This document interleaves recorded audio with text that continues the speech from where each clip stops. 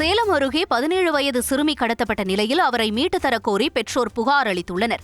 சேலம் மாவட்டத்தைச் சேர்ந்தவர் கல்யாணி. இவர் தனது 17 வயது மகளை பரத் என்ற இளைஞர் கடத்திச் சென்று விட்டதாக சூரமங்கலம் காவல் நிலையத்தில் புகார் அளித்தார். முதலில் வழக்கு பதிவு செய்ய மறுத்த போலீசார் பின்னர் வழக்கு பதிந்துள்ளனர். புகார் அளித்து 20 நாட்கள் ஆகியும் சிறுமி கண்டறியப்படாத நிலையில் சிறுமி தான் கடத்திச் செல்லப்பட்டதாக பேசும் ஆடியோவை பெற்றோர் வெளியிட்டுள்ளனர். மேலும் தங்களது மகளை மீட்டு தரும்படி காவல்துறையிடம் கோரிக்கை வைத்துள்ளனர்.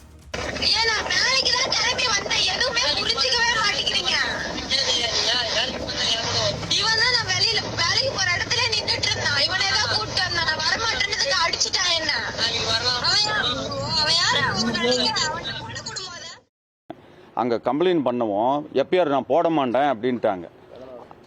எதனால் அப்படின்னு நான் கேட்டதுக்கு இல்லைங்க அப்படியெல்லாம் நீங்கள் சொன்ன உடனே நான் எஃப்ஐஆர் போட முடியாது அப்படின்னாங்க.